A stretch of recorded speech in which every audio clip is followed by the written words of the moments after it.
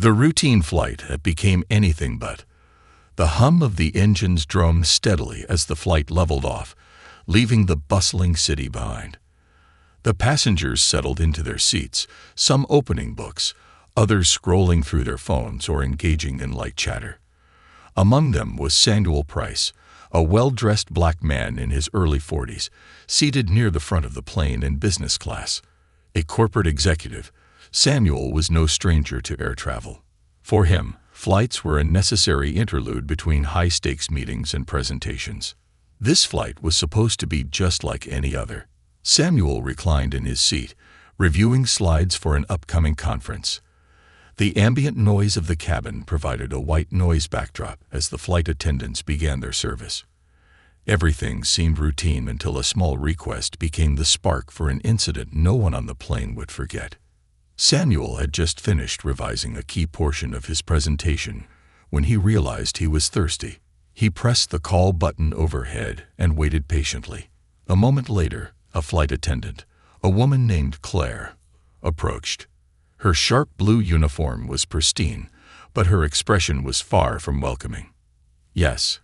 Claire's tone was clipped, her smile tight and fleeting. Samuel offered a polite nod. "Could I have a glass of water, please?" Claire's eyes darted briefly to his face before shifting to the rows behind him. She hesitated, then said, "I'll get to it shortly," and walked away briskly. Samuel frowned but dismissed it as an oversight.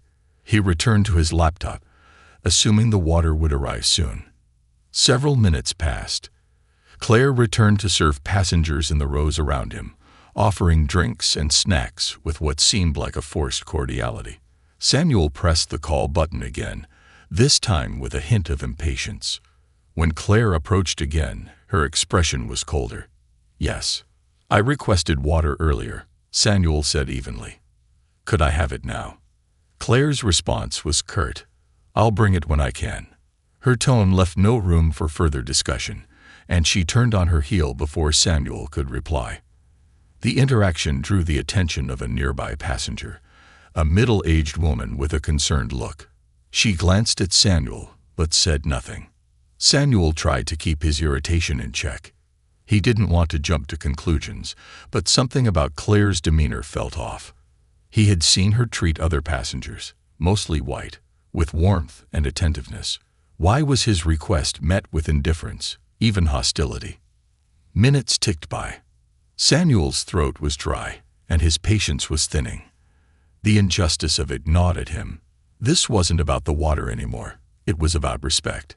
He wasn't a confrontational person, but he decided he couldn't let the matter slide. He pressed the call button once more, and this time, when Claire approached, he stood up to meet her. "Miss," he said, his voice calm but firm, "I've asked for water twice now. Is there a reason you're refusing to serve me?"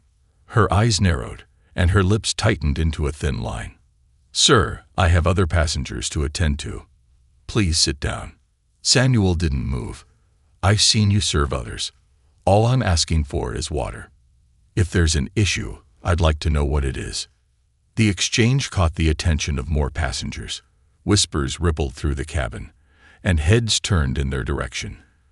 Claire's face flushed as she noticed the growing audience. "Sir," she hissed, her tone icy, "you're making this more difficult than it needs to be." "Am I?" Samuel asked, his tone unwavering. "Or are you?" The tension between them was palpable.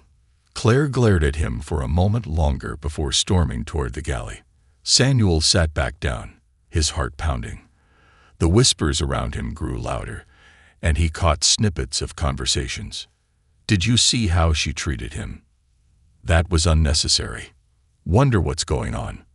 The murmurs didn't go unnoticed by the other flight attendants. Another member of the crew, a younger woman named Alina, approached Samuel with a warm smile. "Mr. Price, I'm so sorry for the inconvenience," she said, her tone genuine. "I'll get your water right away." Samuel nodded, grateful for her professionalism. Within moments, Alina returned with a glass of water, handing it to him with an apologetic expression. "Thank you," he said simply. Alina hesitated. "If there's anything else you need, please let me know." As she walked away, Samuel noticed Claire watching from the galley, her expression stormy. It was clear she wasn't pleased with Elena's intervention. The rest of the passengers, however, were watching Samuel with a mix of sympathy and curiosity. The plane hummed along its course, but the atmosphere in the cabin had shifted. Claire continued her duties, but her movements were tense, her interactions brusque. Samuel tried to focus on his work, but he couldn't ignore the unease in the air. He knew this wasn't over. As the flight progressed, one of the senior crew members, a man named Mark, appeared. He moved down the aisle, speaking quietly with passengers. When he reached Samuel's row, he stopped and knelt slightly to meet Samuel's gaze. "Mr. Price, I understand there's been an issue," Mark said, his voice calm and professional. "Would you mind explaining what happened?" Samuel recounted the events, keeping his tone measured. Mark listened intently, his expression grave. "Thank you for bringing this to my attention," he said. "I assure you, this matter will be addressed." Samuel nodded, unsure of what that meant but relieved that someone in authority was taking notice. As the flight neared its destination, the captain's voice crackled over the intercom. "Ladies and gentlemen, this is your captain speaking. We're aware of an issue that occurred during the flight, and I want to assure you it is being addressed. We appreciate your cooperation." The announcement left the cabin in stunned silence. Passengers exchanged looks, their curiosity piqued. Samuel sat back, his mind racing. What would happen next? The final moments of the flight were filled with anticipation. Everyone aboard knew they were part of something that would be discussed long after the plane landed. For Samuel, it was no longer just about water. It was about dignity, accountability, and the unshakable resolve to stand up for what was right. The ripple effect begins. The plane cruised smoothly at 35,000 feet, but the cabin atmosphere felt anything but calm. Samuel Price sat quietly in his seat, his glass of water now empty, his thoughts racing. He'd always considered himself a measured man, one who avoided unnecessary conflict. Yet, the events of the past hour had left a simmering frustration within him. The flight attendant's dismissiveness wasn't just about a glass of water. It was about respect, about being treated as an equal. As passengers returned to their books and movies, the murmurs persisted.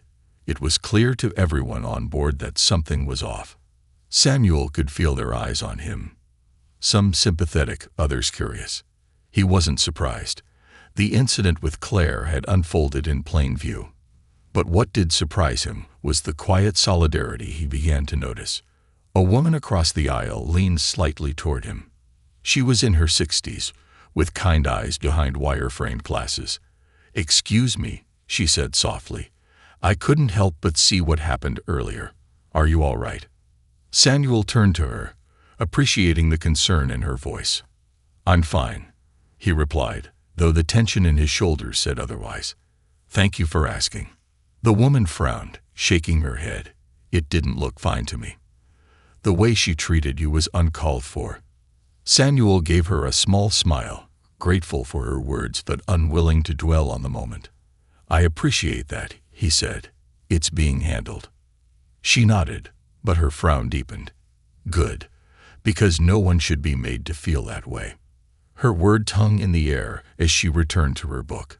Samuel exhaled slowly, the weight of the encounter pressing down on him again. It wasn't just about him, he realized. It was about everyone who had ever been dismissed or disrespected for reasons that had nothing to do with their character and everything to do with prejudice. Meanwhile, at the front of the plane, Claire was pacing in the galley, her composure slipping. She glanced nervously at the senior flight attendants, who were huddled near the cockpit door. Their quiet conversation, punctuated by occasional glances in her direction, made her stomach churn. She knew she had crossed a line. What she hadn't anticipated was how quickly her actions would escalate. Mark, the senior crew member who had spoken with Samuel earlier, approached the galley with a stern expression.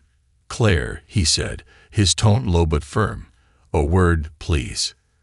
Claire stiffened, nodding reluctantly. Mark led her into the galley, away from the prying eyes of the passengers, but not out of earshot of her colleagues. He folded his arms across his chest, his demeanor professional but unyielding. "Do you want to explain what happened back there?" he asked. Claire hesitated, her mind racing for an excuse. "It was just a misunderstanding," she said quickly. "He was being demanding and I—" Mark cut her off. "Demanding? Claire," he asked for water. "Twice. Do you think that's unreasonable?" Claire flushed. "It's not that simple. I was busy. Busy enough to serve everyone else in business class but him." Mark's voice was calm, but the sharpness in his tone was unmistakable. "I spoke with Mr. Price, and I watched how you interacted with him. This wasn't about being busy. This was personal." Claire's mouth opened, then closed. She had no defense, and she knew it. Mark sighed, his disappointment evident. "We're supposed to treat every passenger with respect," he said. "Whatever your reasons, you failed to do that. And now, the captain and corporate are involved. This is bigger than you realize." Back in the cabin, Samuel noticed the shifting energy among the crew. The senior attendants were more visible now, moving with purpose and engaging with passengers in a way that felt unusually attentive. It was clear they were trying to offset the earlier tension, but the effort only highlighted how far things had spiraled. The whispers among passengers grew louder. A man a few rows ahead turned to his seatmate, gesturing subtly toward the galley. "Do you think she's in trouble?" he murmured. "Probably," the other replied. "You don't mess up like that and get away with it."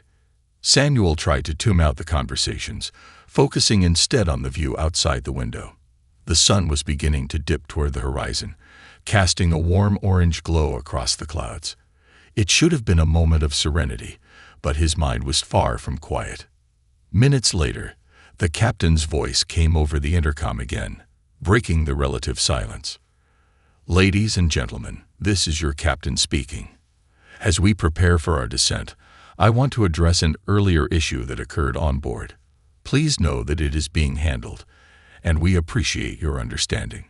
We ask that you remain seated upon landing until further notice." The announcement sent a ripple of unease through the cabin. Passengers exchanged glances, their curiosity now mingled with apprehension. Samuel felt his pulse quicken. He hadn't expected the captain to make a public statement.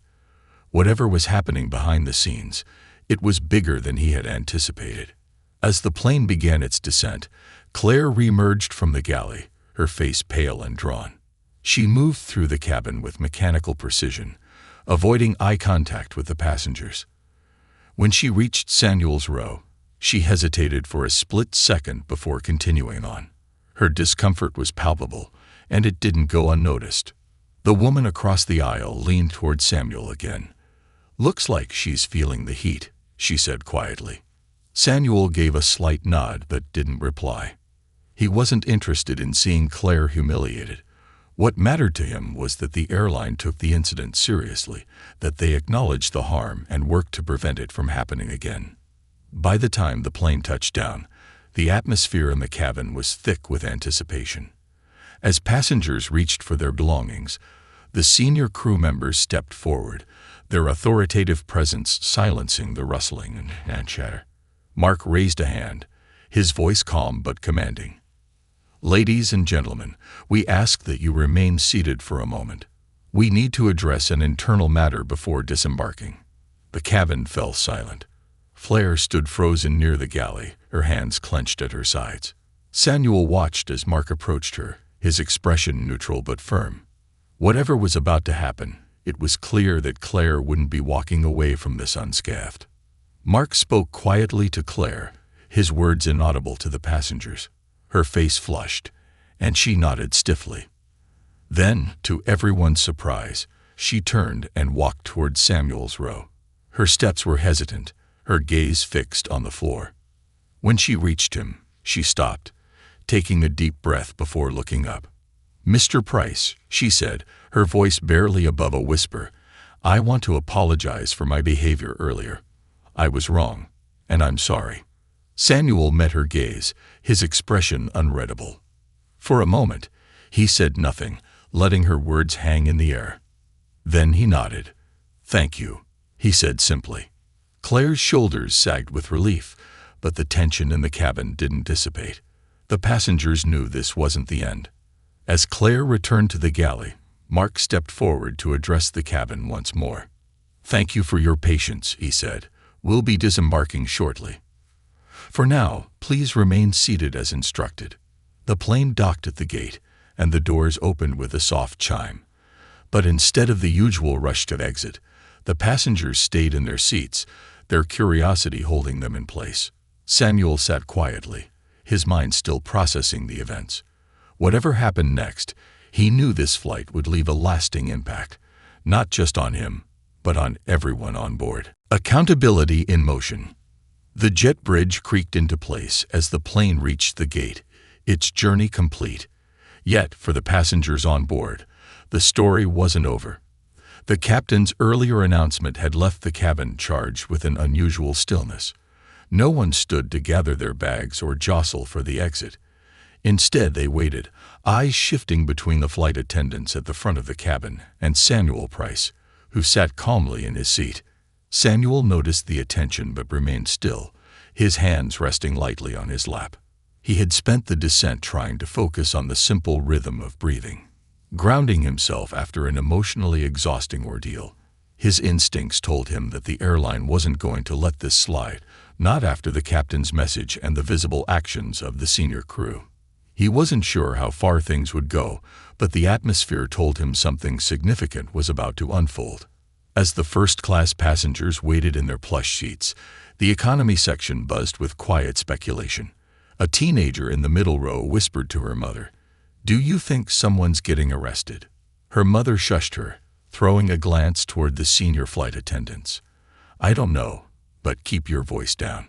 The tension grew as one of the senior staff members, Mark, re-entered the cabin with two other uniformed airline employees. These weren't ordinary attendants. Their pressed suits and polished shoes marked them as part of the airline's corporate team. One carried a tablet, the other a briefcase, and both wore expressions of somber determination. They moved with purpose, their presence cutting through the subdued murmurs of the cabin.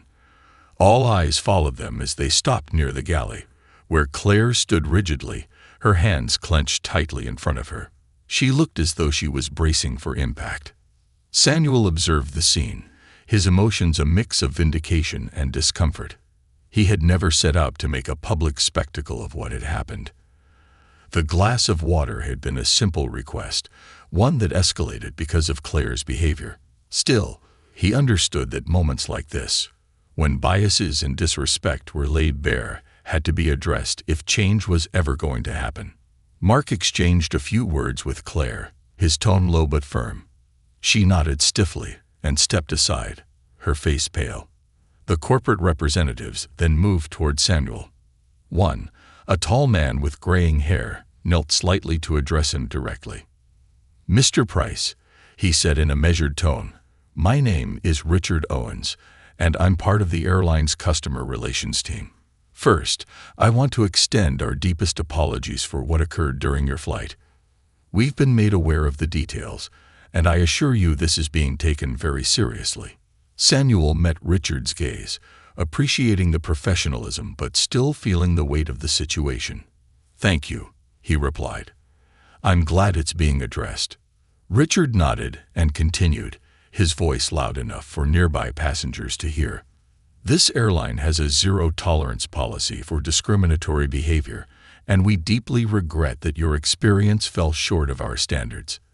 You'll be contacted further regarding this matter, but for now, please know that appropriate actions are being taken." Behind them, Claire shifted uncomfortably, her eyes darting between the passengers and the galley. She knew she was the center of attention, and the realization weighed heavily on her. Her earlier confidence had been stripped away, replaced by a mix of fear and regret.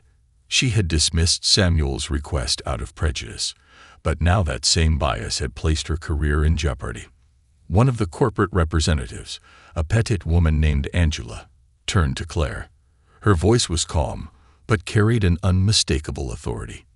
"Ms. Bennett, please follow me to the terminal. We'll need to have a discussion regarding your conduct." Claire hesitated, her face flushing with embarrassment as she glanced around the cabin. She could feel the eyes of the passengers on her, their judgment palpable. Mark stepped forward, his expression neutral, but his presence left no room for argument. "Claire," he said evenly, "let's go." As Claire was escorted down the aisle, the whispers grew louder. Passengers craned their necks, some murmuring to one another about what they had witnessed. An older man seated across from Samuel leaned over, speaking in a low voice. "Good on you for standing your ground," he said. "That kind of behavior has no place here, or anywhere." Samuel offered a faint smile, nodding in acknowledgement. "Thank you," he said simply. Despite the support, he felt a pang of discomfort. Public accountability was necessary, but seeing someone's career unravel before a cabin full of people was a heavy sight to bear. He didn't relish Claire's humiliation. He only hoped the experience would prompt her, and others, to reflect and change. As the cabin door opened and passengers were finally allowed to disembark, Samuel remained seated, letting the others pass first. Many glanced at him as they walked by, their expressions a mix of curiosity and solidarity. Some offered subtle nods, while others gave small words of encouragement. "Good for you," one woman said as she passed. "People need to see this." Samuel thanked her, though inwardly he felt conflicted. He hadn't sought attention or applause, just fairness. When it was finally his turn to leave, Richard Owens appeared again, offering to escort him off the plane. Samuel agreed, appreciating the gesture. As they walked through the jet bridge, the corporate representative spoke quietly. "Mr. Price, I want to personally assure you that this incident will be handled thoroughly. We value your business, and this isn't the experience we want for any passenger." Samuel nodded, sensing the sincerity in Richard's words. "I appreciate that," he said, "but this is about more than just me. It's about ensuring no one else has to deal with something like this." "Absolutely," Richard agreed. "We'll be taking steps to address this, both with our staff and in our broader policies. If you have any further concerns, please don't hesitate to reach out." As Samuel stepped into the terminal, the weight of the incident began to settle.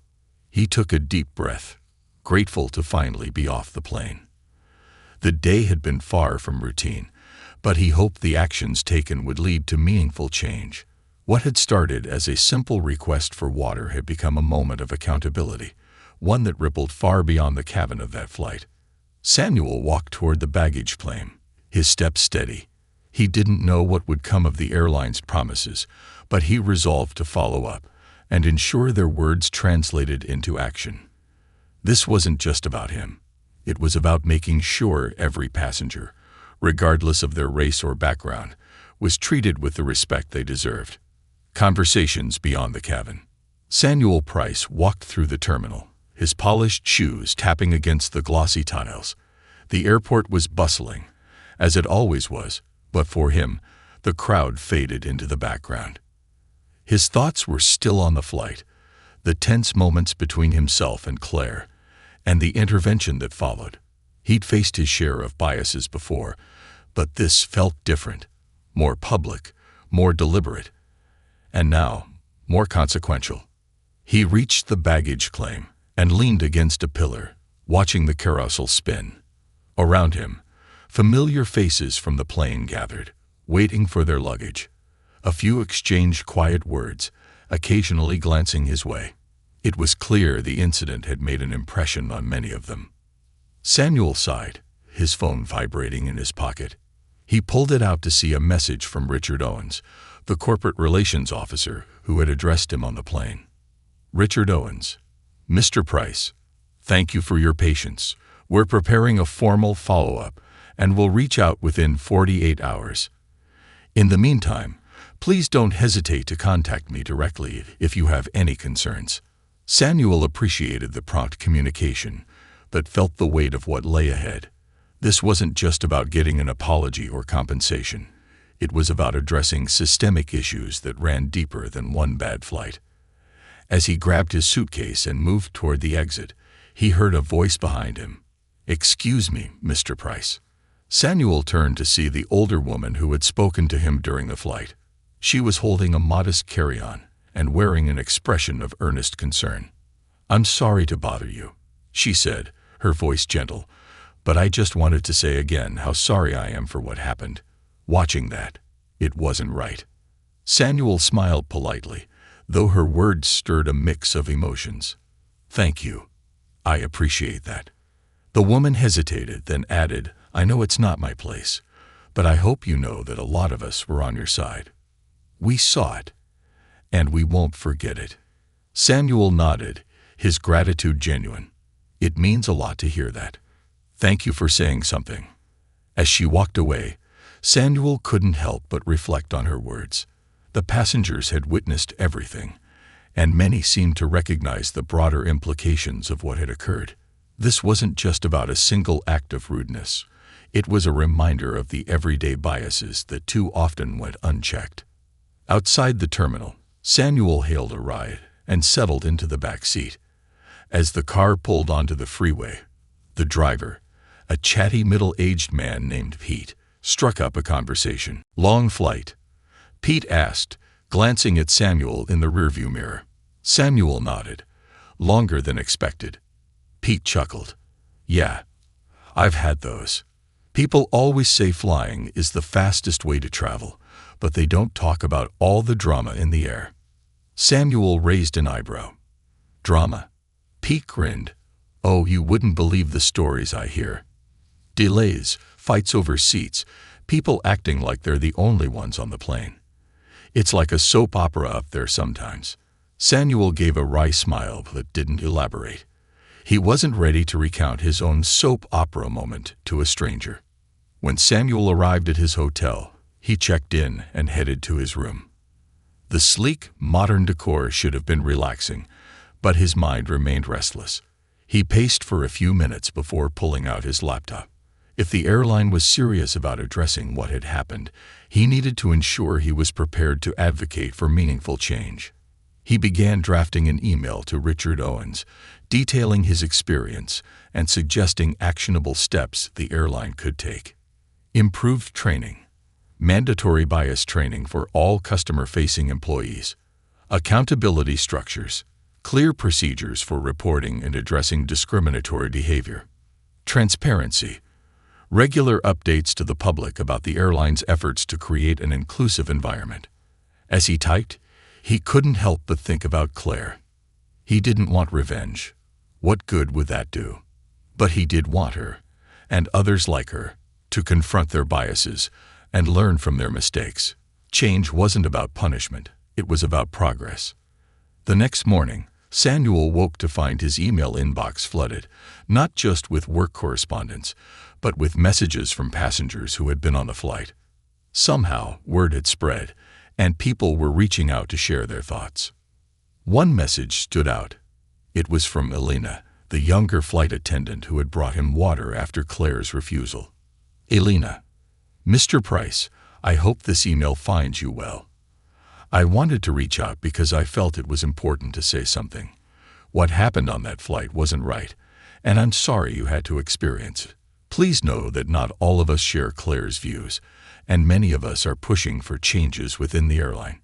If there's anything I can do to support you, please let me know." Samuel read her words twice, his respect for her growing. He replied with a brief thank you, appreciating her courage in speaking up. Allies like Elena, he realized, were crucial in making progress. Later that day, Samuel received a call from Richard Owens. "Mr. Price," Richard began, his tone professional but warm, "thank you for your email. We've read it thoroughly, and I want you to know we're taking your suggestions to heart. I also wanted to let you know that Ms. Bennett has been temporarily suspended while we conduct an investigation." Samuel listened carefully, appreciating the transparency. "I'm glad to hear that steps are being taken," he said. "This isn't just about one flight. It's about the culture within your airline." "Agreed," Richard replied. "We're committed to improving, and I'd like to invite you to meet with our diversity and inclusion team. Your perspective would be invaluable." Samuel considered the offer. It was more than he'd expected, but it was a step in the right direction. "I'd be happy to," he said finally. As he hung up, Samuel felt a renewed sense of purpose. The journey was far from over, but progress was being made. What had started as a routine flight had become an opportunity to spark change, not just for himself, but for every passenger who believed in fairness, dignity, and respect. And while Samuel knew the road ahead would be challenging, he also knew it was a road worth traveling. The meeting that could change everything. 2 weeks after the flight, Samuel Price found himself standing in the gleaming lobby of the airline's corporate headquarters. The building was an architectural marvel of glass and steel, its imposing design a symbol of the company's global stature. Yet, as Samuel looked around at the polished floors and busy executives rushing past, he couldn't shake the weight of the reason he was there. The invitation to meet with the airline's diversity and inclusion team had been unexpected. It wasn't common for a passenger's complaint to escalate to this level, but Samuel's experience on the flight had struck a nerve within the company. The incident had gone viral after a fellow passenger posted about it online, sparking widespread discussions about discrimination and accountability in corporate settings. Samuel adjusted his tie and took a deep breath. He wasn't here to rehash the past or point fingers. He was here to ensure the airline took meaningful steps to address systemic issues. This wasn't just about his experience. It was about creating a better future for everyone who walked through the company's doors, whether as employees or customers. A receptionist escorted Samuel to a large conference room on the 15th floor. The space was sleek and modern, with floor-to-ceiling windows offering a panoramic view of the city. Inside, a group of people sat around a long table, their expressions a mix of curiosity and seriousness. At the head of the table was Richard Owens, the corporate relations officer who had reached out to Samuel after the flight. "Mr. Price," Richard said, standing to greet him with a firm handshake. "Thank you for coming. We're honored to have you here." Samuel nodded. "Thank you for inviting me. I'm glad to see the airline taking this seriously." Richard gestured for Samuel to take a seat. "Let me introduce you to the team," he said. "This is Karen Mendoza, Head of Diversity and Inclusion. Dr. Elena Cruz, a cultural psychologist who consults with us, and a few members of our executive leadership team." Each person nodded in turn, their expressions serious but welcoming. Samuel appreciated the effort they'd put into assembling such a team. It showed they weren't treating this as a mere formality. Karen Mendoza, a poised woman with sharp features and a confident demeanor, began the meeting. "Mr. Price, we've reviewed your account of the incident, as well as feedback from other passengers and staff. First, I want to apologize again on behalf of the airline. What you experienced was unacceptable, and it doesn't align with our values." Samuel acknowledged her words but remained reserved. "I appreciate the apology, but as I mentioned in my email, this is about more than one incident. This is about ensuring no one else has to go through the same experience." Karen nodded. "Exactly. That's why we're here today. We want to hear your thoughts on how we can improve. What changes do you think are necessary?" Samuel took a moment to gather his thoughts. "First, your training programs need an overhaul. Bias training can't just be a checkbox exercise. It needs to be immersive, ongoing, and tailored to address real-world situations like the one I encountered." Dr. Cruz leaned forward. Her interest piqued. "That's an excellent point. Many companies focus on compliance rather than meaningful education. What kind of training would you suggest?" Samuel outlined his vision. Role-playing scenarios, regular workshops led by experts in social psychology, and anonymous surveys to gauge employee perceptions of the workplace culture. He also emphasized the importance of accountability. It's not enough to educate employees. There need to be clear consequences for behavior that violates company policies. People need to know that actions have repercussions. The room buzzed with quiet agreement as Samuel continued. "But it's not just about the employees. You need to look at the customer experience too. How are your policies ensuring that passengers feel safe and respected? How do you handle complaints? Is there a system in place for addressing issues like mine?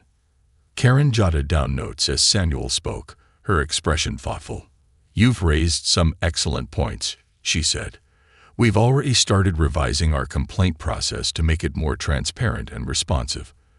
But the customer-facing aspect, bias training for staff who interact with passengers, is something we need to explore further.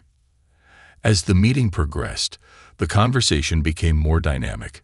The team asked Samuel about his expectations for follow-up actions and how the airline could measure success.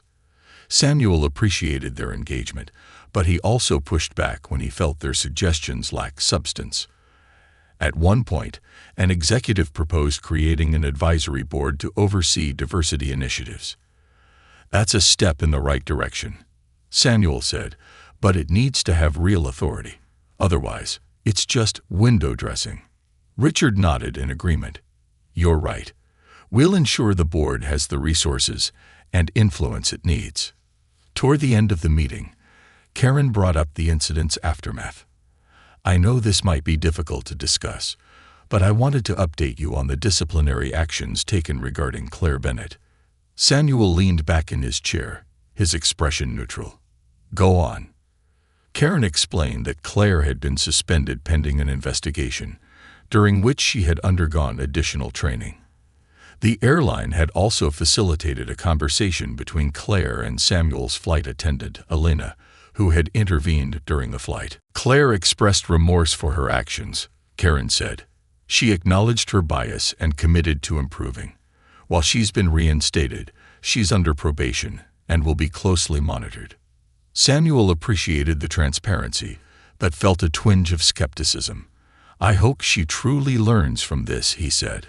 But more importantly, I hope this incident serves as a catalyst for systemic change. As the meeting concluded, Richard turned to Samuel. Mr. Price, your insights have been invaluable. We'd like to invite you to join our advisory board. Your perspective would help us ensure we're staying accountable. Samuel was taken aback by the offer. He hadn't expected his experience to lead to such an opportunity. After a moment of consideration, he nodded. I'd be honored, he said, but I'll hold you to your promise to take this seriously. As Samuel left the building, he felt a mix of emotions, gratitude for the airline's efforts, hope for meaningful change, and determination to hold them accountable. What had started as a simple request for water had grown into something far larger, a chance to make a difference. Stepping into the afternoon sun, Samuel realized the journey was far from over. But for the first time in weeks, he felt a sense of forward momentum. Change, he knew, didn't come easily. But step by step, it was possible. Conversations that sparked change. As Samuel exited the headquarters, his phone buzzed. He glanced at the screen to see a message from Elena, the flight attendant who had stepped in during the incident. Elena. Hi, Mr. Price. I just wanted to thank you again for standing up for yourself and, indirectly, for others. Word has spread among the crew, and it's opening up conversations that should have started a long time ago. If there's anything I can do to help with your efforts, please let me know. Samuel smiled faintly at her message. He admired her courage to address the issue directly, even within a company that had allowed such behavior to occur. He sent a quick reply. Samuel. Thank you, Elena. Your actions meant more than you know. If these conversations are starting, then that's progress. Let's keep in touch. Samuel spent the rest of the afternoon reflecting on the meeting. It had been productive, but he couldn't shake the lingering questions. Would the airline truly implement the changes they discussed? Would this lead to a cultural shift, or would it fade into another corporate initiative with little lasting impact? Determined not to let the momentum slip, he opened his laptop and began drafting a follow-up plan. If he was going to join the advisory board, he wanted to make sure it had teeth, real authority to enact meaningful change.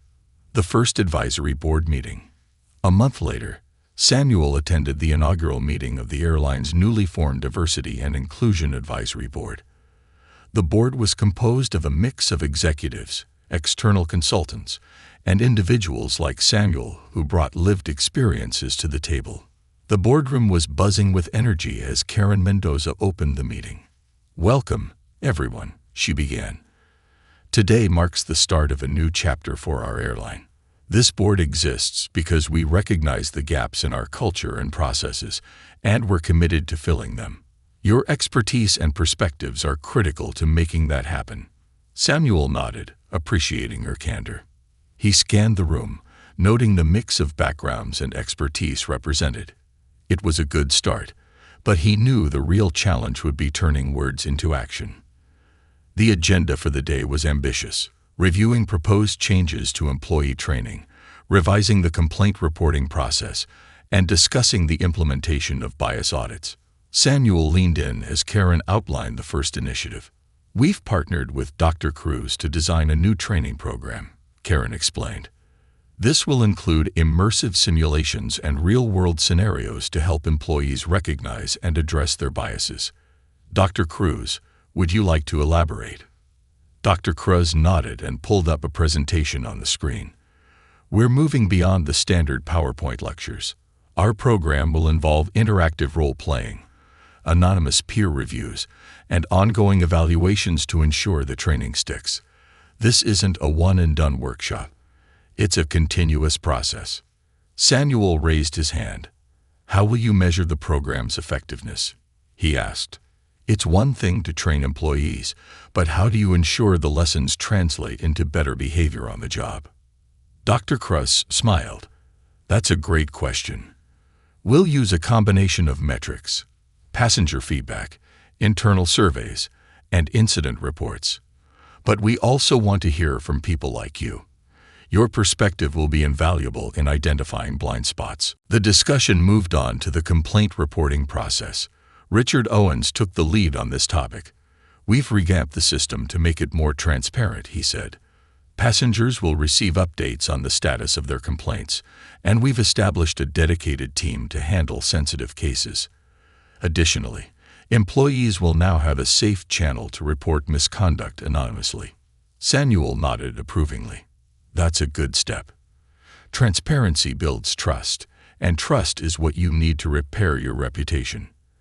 As the meeting progressed, Samuel found himself increasingly impressed by the team's commitment. There was still much work to do, but the foundation was being laid. By the time the meeting concluded, he felt cautiously optimistic. The ripple effect. Over the following months, the airline began rolling out its new initiatives. The changes didn't go unnoticed. Passengers started reporting more positive interactions with staff, and employees expressed appreciation for the new training programs. While not every issue was resolved overnight, the direction was clear. Progress was happening. Samuel stayed closely involved, attending monthly board meetings and offering feedback on various initiatives. He also became a quiet advocate for change within the broader travel industry, sharing his experience at conferences and writing op-eds about the importance of accountability and inclusion. One day, he received a message from a former passenger on the infamous flight. It was the older woman who had spoken to him at baggage claim. Message: "Mr. Price, I wanted to thank you again for standing up during that flight. It's amazing to see how much has changed since then. I recently flew with the airline, and the experience was so much better. It's clear your efforts are making a difference." Samuel smiled as he read her words. It was a reminder that even small acts, like asking for a glass of water, could lead to meaningful change when met with persistence and courage. Claire's journey. Samuel never expected to hear from Claire Bennett again, but a year after the incident, he received a surprising email. Claire Bennett: "Dear Mr. Price, I hope this message finds you well. I've thought about our interaction on that flight more times than I can count. At the time, I didn't fully understand the harm I caused, but I've since taken the time to reflect, learn, and grow. The training I went through was eye-opening, and it made me confront biases I didn't even realize I had. I want to thank you for your grace in handling the situation. You could have chosen anger or retaliation, but instead, you pushed for change. I'm better for it, and I hope to continue improving." Reading her email, Samuel felt a mix of emotions: relief, validation, and a sense of closure. He replied simply, "Samuel Price. Thank you for your message, Claire. Growth isn't easy, but it's always worth it. I wish you well on your journey." As Samuel reflected on the past year, he realized how far things had come, not just for himself, but for the airline, its staff, and its passengers. The journey wasn't over, but the path was clear. Change, Samuel knew, started with a single step. And sometimes that step was as simple and as profound as standing up for what was right. A legacy of change. 1 year after the flight that had started it all, Samuel Price stood on a stage in front of a packed auditorium. The lights above cast a warm glow, but he barely noticed. His focus was on the crowd, corporate executives, flight attendants, pilots, and representatives from the airline industry, all gathered for a major conference on diversity and inclusion in aviation. Samuel had been invited as the keynote speaker, a recognition of the role he had played in sparking change. He looked out over the audience, taking a deep breath before beginning his speech. "Good morning," he said, his voice steady. "1 year ago, I was just another passenger on a flight. A routine trip, or so I thought. But what happened on that plane wasn't routine. It was a moment that revealed how far we still have to go when it comes to equity and respect." The room was silent as he recounted the incident, not with anger, but with clarity and purpose. He spoke of Claire Bennett's actions, the intervention of Alina, and the airline's response. He described the advisory board, the training programs, and the new systems for accountability that had been implemented in the months since. "But this isn't just about one airline," he continued. "This is about an industry and a society that needs to do better. It's about creating environments where everyone, regardless of their race, gender, or background, is treated with dignity." The airline's transformation. The airline had undergone a significant transformation since the incident. The advisory board Samuel joined had played a key role in shaping new policies, including enhanced bias training. All customer-facing employees now underwent quarterly workshops, focusing on recognizing and addressing unconscious bias. Passenger advocacy teams. Dedicated staff were available on every flight to address passenger concerns in real time. Transparent reporting systems. Both passengers and employees could report incidents anonymously, with guaranteed follow-up and resolution within 30 days. Leadership accountability. Senior leaders were required to attend diversity and inclusion workshops and meet regularly with the advisory board. The airline's CEO, a forward-thinking woman named Angela Reeves, had championed these changes publicly. "This isn't just about avoiding bad press," she had said in an interview. "This is about doing what's right. It's about leading by example." A conversation with Claire. As Samuel reflected on the past year, one moment stood out: his second meeting with Claire Bennett. It had been arranged by the advisory board, not as a disciplinary action, but as an opportunity for reconciliation and growth. They met in a small, quiet conference room at the airline's training facility. Claire was visibly nervous, her hands clasped tightly in her lap. Samuel, too, felt the weight of the moment, but he approached it with an open mind. "Mr. Price," Claire began, her voice trembling slightly, "I want to thank you for agreeing to meet. I've thought about what happened on that flight every day since. I can't take back what I did, but I need you to know how sorry I am." Samuel nodded, his expression neutral but kind. "Thank you, Claire. Apologies are a start, but what matters most is what you do moving forward." She nodded quickly, her eyes brimming with tears. "I know. The training I've been through has been eye-opening. It's made me confront things about myself that I didn't want to admit. I'm trying to do better, not just at work, but in every part of my life." They spoke for nearly an hour, discussing not just the incident, but the broader issues of bias and privilege. By the end of the conversation, Samuel felt a sense of closure. Claire wasn't the same person she had been a year ago, and that, he realized, was the true power of accountability. The advisory board's achievements. Over the months, The advisory board had become a model for other companies. It wasn't just a group that met to discuss ideas. It was an engine for change. Samuel had worked closely with the board to develop metrics for success, including improved customer satisfaction. Surveys showed a 20% increase in positive feedback regarding staff interactions. Employee confidence. Anonymous internal polls revealed that 85% of employees felt safer reporting misconduct. Diversity in leadership. The airline had committed to increasing diversity at the managerial level, with measurable progress already underway. Samuel's involvement in these efforts extended beyond the boardroom. He frequently traveled to training sessions, speaking directly to employees about the importance of their roles in creating an inclusive environment. His presence was a reminder that change wasn't just theoretical, it was personal. The ripple effect. The impact of Samuel's experience wasn't limited to the airline. Other companies in the industry took notice, with many reaching out to the advisory board for guidance. Samuel became a sought-after speaker and consultant, using his platform to advocate for systemic change across industries. One particularly memorable moment came when a competitor airline invited Samuel to speak at their annual leadership summit. Standing before a room of executives, he didn't mince words. "It's not enough to react when things go wrong," he said. "You have to proactively build a culture that prioritizes respect and inclusion.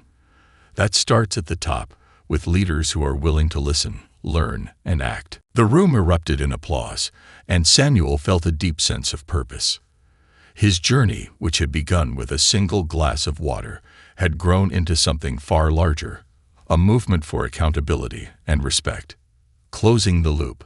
As Samuel concluded his keynote speech at the diversity conference, the audience rose to their feet in a standing ovation. He took a moment to let the applause wash over him, then stepped away from the podium. Angela Reeves approached him, a broad smile on her face. "You've done more for this industry than most of us could have imagined," she said. "Thank you." Samuel shook her hand. "Thank you for listening, and for acting." Looking ahead. Later that evening, Samuel returned to his hotel room, exhausted but fulfilled. He sat by the window, looking out at the city lights, and reflected on the journey that had brought him here. The flight, the advisory board, the conversations with Claire, all of it had led to this moment. He knew there was still much work to be done. Prejudice didn't disappear overnight, and accountability required constant vigilance. But for the first time, Samuel felt hopeful. Change was possible, and he was proud to be part of it. As he closed his laptop and prepared for bed, Samuel thought about the countless passengers and employees whose experiences would now be different, better, because of what had happened. And in that thought, he found peace.